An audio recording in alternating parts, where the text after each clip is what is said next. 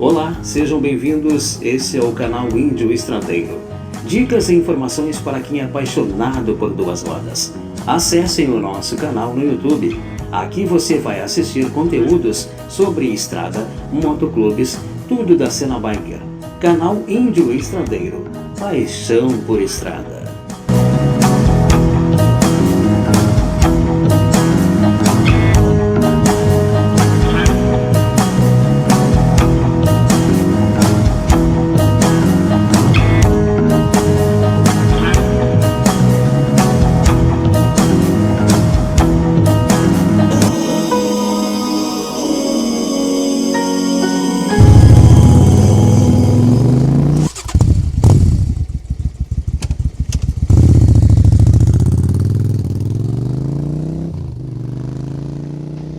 E aí, meus amigos? Então, hoje eu vou falar um pouco sobre o motociclismo, a história do motociclismo.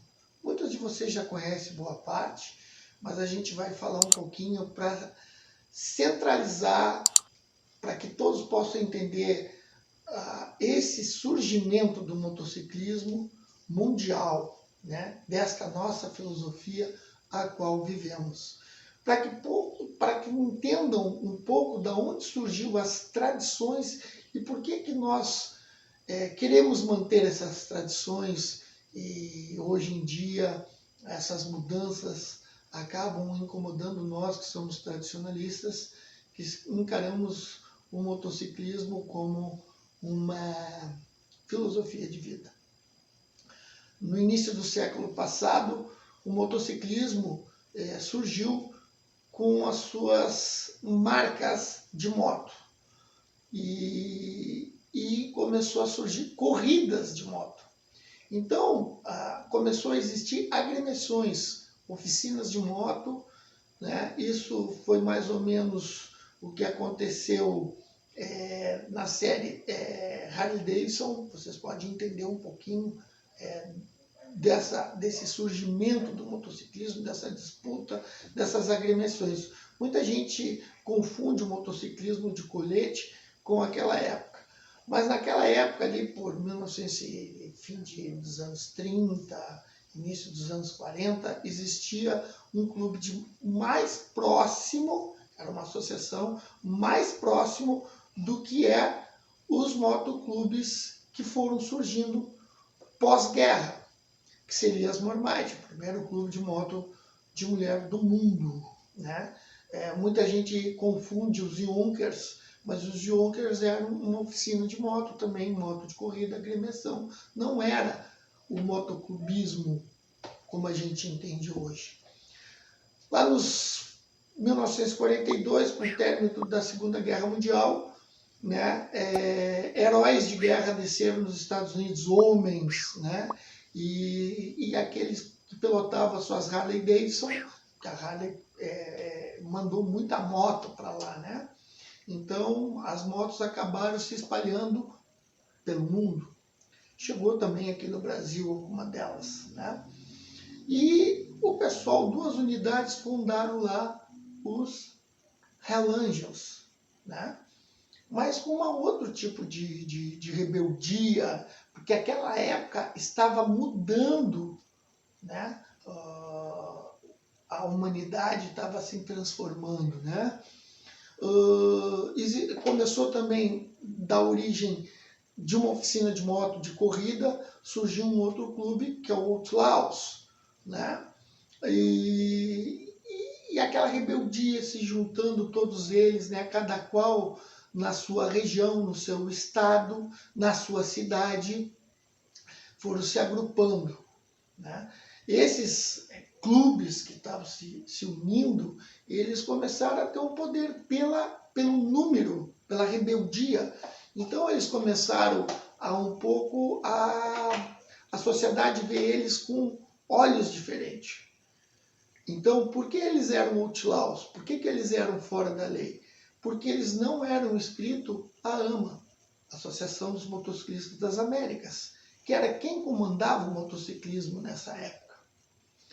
Então, os grupos foram se formando, foram se juntando e foram dominando as suas áreas, né? nesta época ainda o motoclubismo estava começando, se iniciando, ainda não se entendia muito.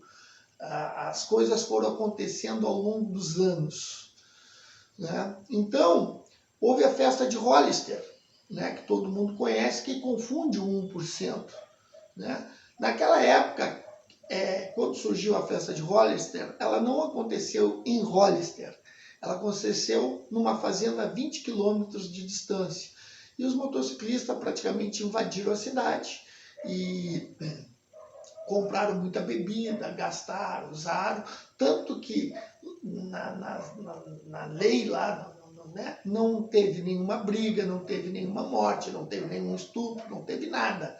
E um jornal pegou uma foto, botou um monte de bebida, tirou e fez uma reportagem, né, dizendo que o pessoal era rebelde, que tinham feito estardalhaço, que tinham feito quebra-quebra e tal, mas foi mais aquela questão que a mídia usa muito, né? Até hoje é assim, né? E aí a AMA se posicionou dizendo que 99% dos motociclistas não agiam daquela forma. Então aqueles clubes que estavam surgindo na época passaram a usar o 1% como forma de rebeldia. Né? Isso agora surgiu um filme que é o Clube dos Vândalos, que conta a história dos Outlaws, né? Mais ou menos como eles viveram. E aquela crescente e aquela experiência de o pessoal se juntar, e rebeldia e liberdade, causava um impacto muito grande à sociedade que não era acostumada naquela época. Tanto que Elvis Presley, quem escutava a música do Elvis Presley era considerado à margem da lei. Toda essa segregação, essa separação da cultura dos Estados Unidos, naquela época eles eram rebeldes. E se passou os anos 40, os anos 50, 10 anos, quase 20 anos após, veio a Guerra do Vietnã. E com a Guerra do Vietnã, alguns clubes se colocaram à disposição do presidente Johnson, que não obtiveram resposta, né? Nessa época, os clubes já estavam se formando, já estavam entendendo, né, as relações humanas de crescente, de região, né? Andavam todos juntos ainda na época, como amigos. Mas com a chegada dos soldados, que eram jovens, né, jovens americanos, eles não chegaram como heróis, eles chegaram como párias da sociedade. O filme Rambo retrata isso, né? Então, como pária da sociedade, eles encontraram um local nos clubes de moto. E os clubes estavam em transição. Então, naquela época, os Hell Angels, como vinham de uma patente militar, eles padronizaram, né, o colete. Padronizaram o colete e começaram a dar títulos, como o presidente, o VP, o sargento de armas, o capitão de estrada, porque vinham de uma linhagem militar. E aquilo deu certo. E aquilo serviu de inspiração para outros clubes, por quê? Porque a coisa vinha crescendo demais. Com a chegada daqueles soldados, aqueles jovens que não encontravam, eles trouxeram os contatos do tráfico de arma, eles trouxeram o contato das drogas, e já estavam começando. E começaram, então, o business, né? Dinheiro, sobrevivência. Começaram a marcar território, começaram a não deixar algum outro clube entrar no seu território. Mas sempre existiu uma outra linha, que é o chamado família. E o colete dizia isso. Então, naquela época, naquela transição, todo o motoclube que era militarizado, né, naquela crescente, né, usava colete 3 partes. Então, escudo baixo, meio escudo, escudo do meio, fechando o escudo. Por quê? Para que o cara provasse o seu valor dentro do clube e ele pudesse se tornar um irmão. Mas como nós somos seres humanos, né, as coisas sempre saem um pouco fora de controle. Então surgiu outros clubes, outras regiões, né, vagos, bandidos, pagãs e pelo territorialismo acabaram tendo seus problemas pessoais, por mais A, por mais B, não se sabe por quê, realmente somente eles. Então o motociclismo acabou lá nos Estados Unidos e fora tendo problema de bandeiras e de territórios. E aí o 1% passou a ser um 1% criminoso. Então todo clube que fez parte usando 1% era um clube à margem da lei, onde o FBI, as inteligências, né, locais, visavam eles, porque sabiam que eles cometiam crimes ilícitos. Então, isso foi evoluindo. Nos anos 80, na era Reagan, surgiu os hub. O que são os hub? Ricos urbanos bikers, que são mais ou menos os clubes famílias. Então, para se diferenciar dos clubes 1% e 3 partes, grupos se juntaram, agremiações se juntaram, eles chamam de motogrupo, grupo ou clube família lá, né? São MFs, que é um brasão ou 2 partes, que não pode ser usado o território, a vírgula do território ou embaixo.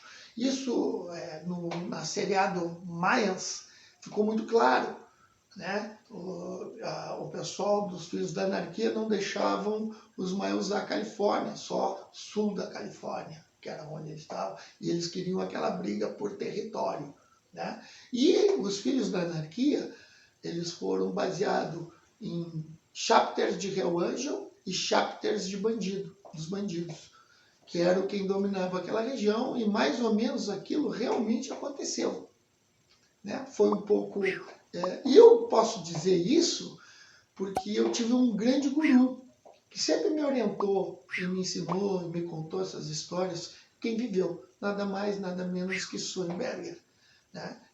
Eu fiz uma caminhada vermelha, então pude ter esses contatos com aqueles irmãos antigos e entender um pouco dessas tradições e desses protocolos e dessas mudanças. Por isso que nós hoje tentamos perpetuar as tradições, que elas vêm mudando. Por quê? Porque os ricos urbanos bikers, aquela compra de moto, aquele negócio, foi acontecendo nos Estados Unidos nos anos 80. Nos anos 90, final dos anos 80, dos anos 90, os clubes passaram a fazer negócios lícitos nos Estados Unidos, né? Então foi começando a mudar a visão, né? E o crescimento do motociclismo foi demais.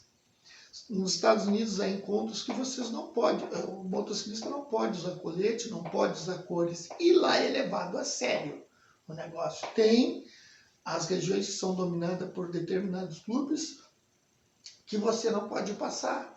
Então tem detalhes, protocolos, como usar o colete fechado, tem um porquê, né? Como usar o colete aberto, tem um porquê. Como você andar com o colete aberto no território de um outro clube, tem um porquê. Então é importante se entender esses protocolos e essas tradições, né?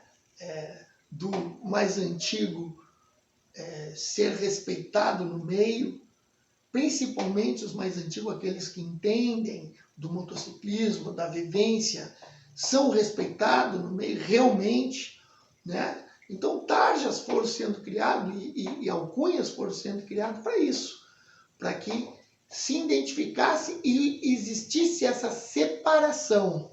Muitos clubes não aceitavam os negros como os Hell Angels nos Estados Unidos, porque lá existia a segregação racial. Os caras iam para dentro da cadeia e ficavam separados, latinos, negros, brancos. Irmão não mata irmão. E lá eles dominavam, através da droga, né, as cadeias. Então, para não ter esse conflito, muitos não aceitavam. Não era por racismo, mas era porque irmão não mata irmão. Então, todas essas tradições foram chegando e havendo separação. Um exemplo que a própria o ROG da Harley Davidson, ela é um escudo redondo. Por quê? Em respeito a isso. Nos anos 80, 90, a Harley nem podia pensar nesses clubes 1%, mas as coisas foram mudando e foram evoluindo até chegar nos dias de hoje, né? Aí, o Brasil já teve outras inspirações, que eu vou deixar para um próximo vídeo. Qualquer coisa, qualquer dúvida, coloca lá na descrição. E, gente, faz um comentário, fortalece o canal, ajuda o canal. Tem muita gente que reclama aí do áudio, mas eu faço com celular, eu não sou youtuber. Eu procuro levar um pouco de conhecimento. E um pouco desse conhecimento estou levando para vocês agora. Porque vivi, porque rodei, porque aprendi com quem viveu. Valeu, gente!